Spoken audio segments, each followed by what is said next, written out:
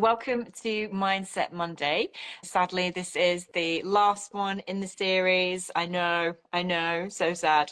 But thank you so much for joining. So I am Ali. I'm a business mindset and accountability coach, and I'm here with the wonderful Diandra, who is the brilliant coach and course creator behind Cancer Free Haven. And today we are talking all about goals and creating a future that excites you and looking forward to the future. And I am super excited to talk about this because as a coach, working with goals is fundamental to how I work with clients and get them results. And little fun fact for you. So my very first business, I created and sold personalized goal mugs. I have one here. So it's like personalized with the person's goal on the back. That's how much I believed in the power of goal. Yeah. So anyway, sidetrack. Deandra, I have always admired your resilience and positive outlook, especially considering all the challenges that you faced in your cancer journey. And I wonder if you can share a story about where setting a goal has helped you to maintain hope and strength during a difficult time, maybe for you or within your family.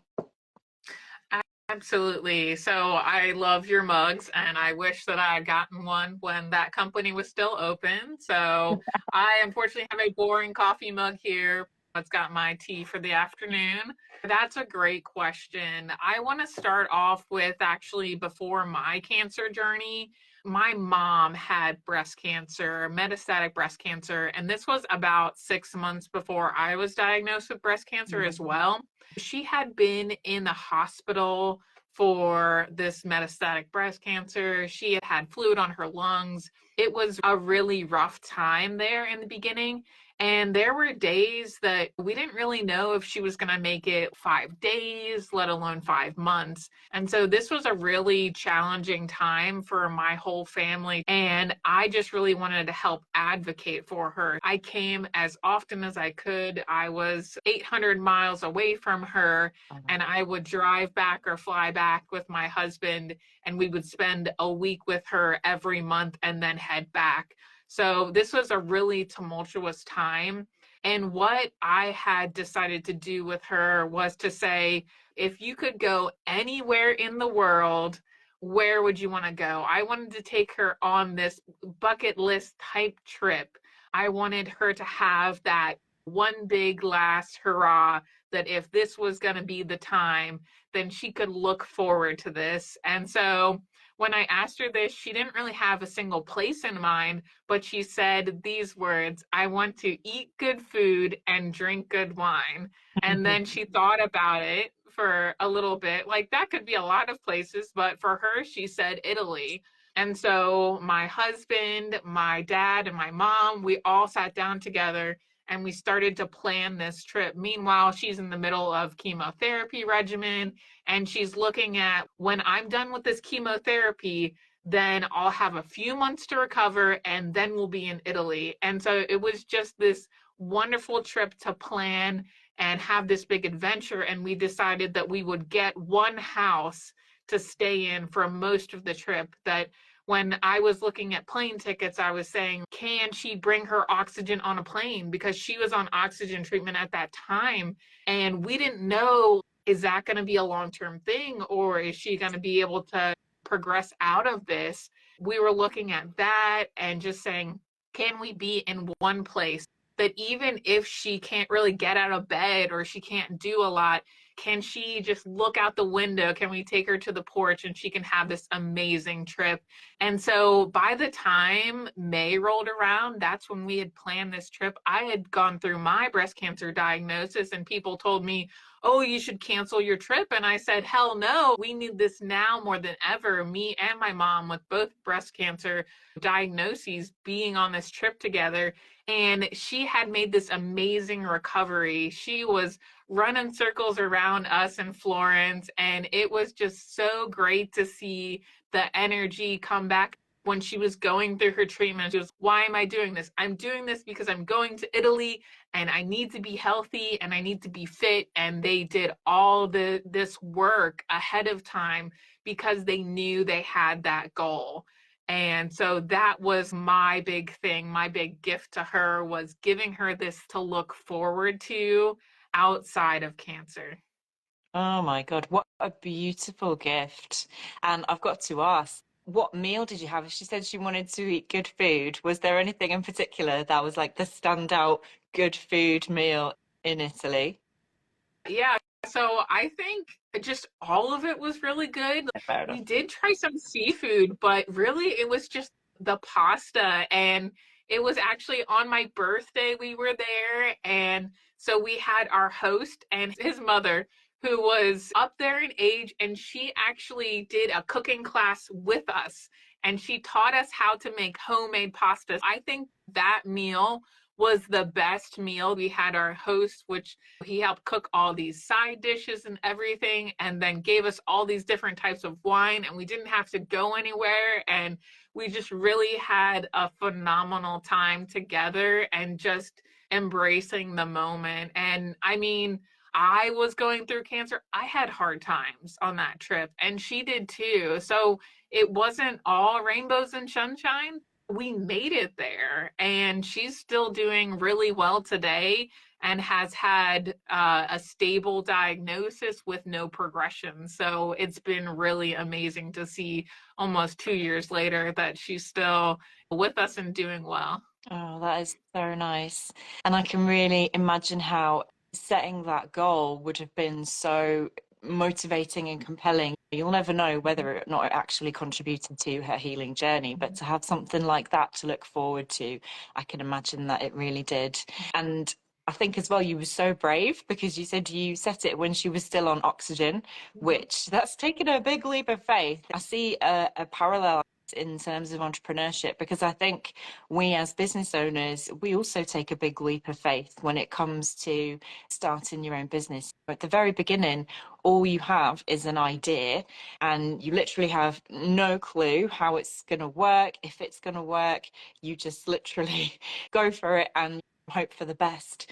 And I think the thing that I want to say to our audience who are business owners is that it's okay if you actually have no clue what's going on or how it's going to work because you haven't done it before. You haven't done it. So why would you? Me, it's all about taking a gamble essentially on your future self and then doing everything you can to improve those odds, but being brave enough to take that leap and take that gamble.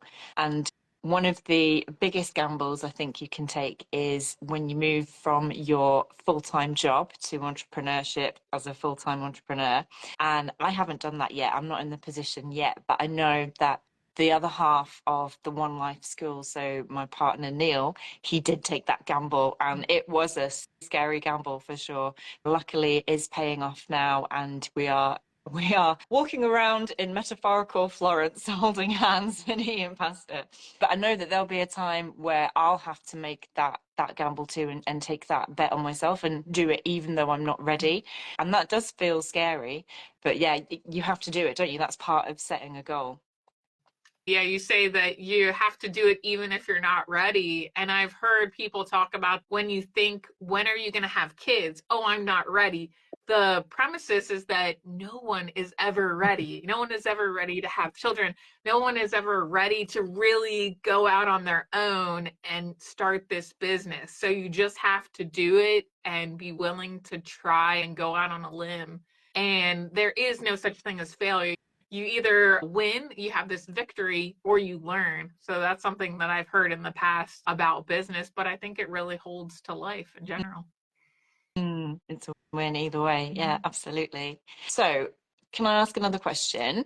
What goals did you set during your cancer journey? So, I know obviously you set that goal for your mum initially and then it became one for you, but was there a personal thing that you set during your cancer journey and how did that help you? Yes. So in my cancer journey, of course, there is the become cancer free ultimate goal. But what I set outside of cancer was related to my PhD program. My advisor and my husband, Brad, had both said, you can take time off from this program. You can stay home and take care of your health. And I told them I appreciate the support. I'm really glad that they gave me that opportunity, but that I didn't want to stay home and be a cancer patient. I had already been through the pandemic where we were home and we just had a lot of time to ourselves. And I didn't want to just have cancer be my focus, if that makes sense. But I know some people do need to have that time off. They really need to 100% focus on this. But for me, I knew that I needed something outside of cancer to really drive me forward. I did take time off for surgery. I did have about a month recovery time where I wasn't in anything at that time and I had a pass on some of my meetings. And I had even talked to my department and I got a medical waiver for one semester so that I didn't have to do courses. All I had was my research, and when I would feel good, I would be able to get up to my computer and just say, maybe I'm going to do an hour or two of work here. And just having that outside of cancer really helped me to move forward. And then come the springtime, when I had gotten through the majority of my treatments and physical therapy and radiation were over, I was really able to hit the ground running because I hadn't taken a full step away. I hadn't left the program. It was more on pause or in slow motion for that bit. And then I was actually able to get through the rest of my program with only a slight delay in my graduation. So I originally wanted to graduate in May at 4 years, and I graduated in August at 4.25 years. So I think it was really successful, and it gave me that higher purpose outside of myself that I need to contribute to this research, this dementia research that was really important to me. And so I was really glad that I had that outlet during my cancer diagnosis. Congratulations. That is an incredible achievement. I know how hard it is from Neil doing a PhD, and that doing it in 4.25 years, 4.25 years is just incredible. And that's on top of having your diagnosis. So well done. The thing that just resonated for me there a little bit was when you said like doing an hour or two here or there. And I think I don't know about you, but sometimes it feels really frustrating when you can only do this hour or two. So for me in business, I'm still in my full-time day job and I only have an hour or two in the morning before work or after work and a couple of hours at the weekend. And it feels like your progress becomes very slow and it's almost like this very painstaking chipping away at moving towards whatever goal you're working on, doing your lead magnet, doing your website, whatever. It feels like it takes forever. And I find that my clients, and I notice it as well in myself, that I often want to put a lot of pressure on ourselves to be further along than we are already, to be more skilled, to be more successful. And I think if you're not careful, that can make you feel really dissatisfied and frustrated because you're always looking at where you're coming up short. That's the nature of a goal. You're always looking at what you don't have. And so I think, yes, definitely set yourself a long-term challenging goal. But also the advice I would give is just adjust your expectations about how achieving that goal will feel and give yourself some grace if it takes time to do and if it feels like it's taking a long time, that's okay. If I only have a few hours here and there, that's okay. And I can see that Kat said just shows the importance of adapting your goals to the situation you're in. Yeah, absolutely. And you hardly had to adapt it at all, like doing it so quickly. So yeah, really impressive. So Diandra, we talked a little bit there just earlier about you're either winning or you're learning. So what about if you don't achieve a goal? Often we fall short, even though we've tried everything. So how do you keep your motivation going when you are feeling frustrated that you haven't achieved one? Yeah, that's a great question. So I took a little bit of time to really think about this one before we got into the session here today. And the first thing that came up to me was for my goals that I haven't achieved in the past, were they realistic? Were they achievable? Did I set myself up for success? Did I have the right tools? Even if everything went 100% according to plan, under the best circumstances, would I have achieved it? And really just putting that goal into this context. When I thought about this, a lot of the goals that I've wanted to do in the past weren't really like that. So I say I want to be able to have XYZ number of clients, right? But if you don't have the time in your schedule to do webinars, to put out ads, things like that, then were you really ever going to get those clients? So it's the SMART approach, which is specific, measurable, achievable, relevant, and time bound. If you don't have these components to your goals, then maybe they're more dreams rather than something that's going to be measurable, something that you're going to be achieving. And I've also noticed that sometimes I have that fear of failure that holds me back from even setting goals in the first place. And if Mhm. you're resonating with this, if you say, yes, I don't want to fail, so I don't set a goal, then you're not alone. There's a book called Getting Things Done. And in this book, they really navigate that issue that you need to focus on just one step at a time and to really enjoy the journey. One of the things that I'm working on right now with Cancer Free Haven is I want to get published in a magazine. It's for cancer survivors, and it can really help a lot of people that I haven't met yet. And so if I look at this big overarching theme of get published in a magazine, then that's really overwhelming and it doesn't tell me where I need to go next. But then if I focus really on these small actions, what is the next action? Then the first action was me choosing a topic, finding the theme the magazine has and selecting one that fit for me.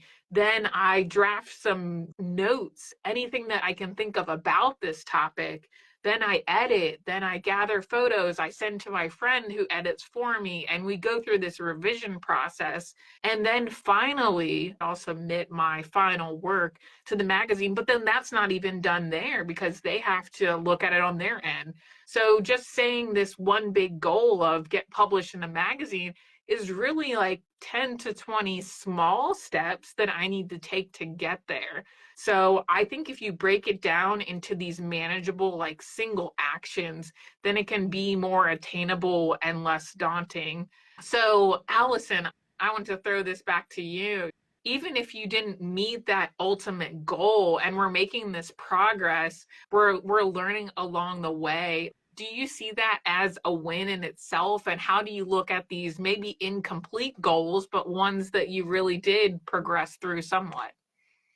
Definitely. So, as I mentioned at the beginning of the live, I started off with my mug company selling personalized mugs, and I did not achieve the goal that I wanted to, which was really to quit my job and just have an easy life selling personalized mugs and making a big difference.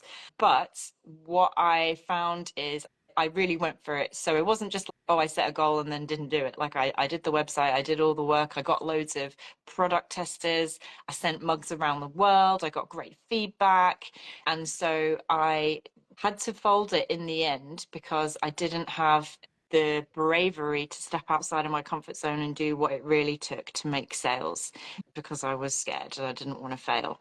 However, in failing, what I have learned is that all of that experience that's taken me and all of that journey has now contributed and helped me to get exactly where I am today with the One Life School. So I've taken all those skills from writing emails, creating things on Canva, doing websites, and I would say that has 10x or if not 100x, that made it so much easier for me to hit the ground running now with my new and current business. And so for me, the value of the goal is really in the journey. It's really in the setting of the goal. It's in the working towards it. It's in the improvement of your skills, the people that you meet, and who that goal makes you become along the way. That's awesome. Yeah, I love that we're always transforming into this different person. The person, the Alison that's going to be retiring from her day job to be full-time in business needed to go through that mug business in order to be where you are now. We have to look back at our past. I'm a two-time cancer survivor. The way I handled my second diagnosis was different than the way I handled the first one. And had I not had that first diagnosis, I would have had a completely different outcome in the second one. So Mm. I think it all builds really on itself. And we shouldn't focus on the why me. We should more focus on the what am I going to learn from this and how am I going to grow. And the more that you cultivate that positivity practice, the more excited you get of this is a challenge, like what's going to happen next, and I don't know what's happening. And my husband will think I'm crazy sometimes because I'm like, I really want to try this new thing, and something happens that doesn't go great, and I say this is a learning opportunity. I'm really enjoying putting myself out there more and more. I want to be mindful of everyone's time here, and as in all of our Mindset Mondays, we like to give you one top tip to take away for your cancer journey or for your business journey. And so for today, since we're looking at setting up these future goals and looking towards the future, my top tip around setting and achieving goals is to think of things that are going to be within your control. So this control theme has been ever present throughout some of my content. You can have cancer goals like counting down to the end of chemotherapy or radiation or watching your recovery through physical therapy, but make them on things that are within your control. So you can control going to your appointments. You can control that you take your medications or go to your treatments, but we can't really control how our bodies respond to that. And the same thing with business goals. It's great to have financial goals or sales goals, but often that's outside of our control, at least early on. And if you set personal goals like the number of podcasts you want to record in a year, the number of collaborations that you want to do, the number of blog posts you want to write, that's something that's really tangible, and it really only relies on you and your team. And it's something that you can accomplish even in a recession. So those cancer goals, I look at more of what's the next trip I can take? What is something that I can write on my cancer journey? Can I connect with 10 different cancer survivors? Those are goals that you can actually achieve, and they're not tied to your diagnosis or your outcome. So, Alison, could you give us your top tip? Yeah, definitely. So mine is all about celebrating your successes. So again, we've talked about this a little bit. Having a goal, yes, it's great to have the outcome, but really let's enjoy the journey as well. And one very practical way that I do that is so I have a separate WhatsApp group with my partner, and I screenshot all positive comments, reviews, testimonials, nice messages, anything that anyone shares, anything where I have achieved something along the way, no matter how big or small, and send that to my partner. And so I have this beautiful feed of just all the things that I've accomplished. And it's so good because I think so often you literally just forget that so and so said this nice thing, or oh yeah, I did that talk and I whatever, blah, blah, blah, blah. And so it really helps you to remember. And it also keeps me motivated when I feel like the progress is taking too long, when I'm not maybe getting the results that I want, when I'm not focusing on the things that I should be controlling, Diandra.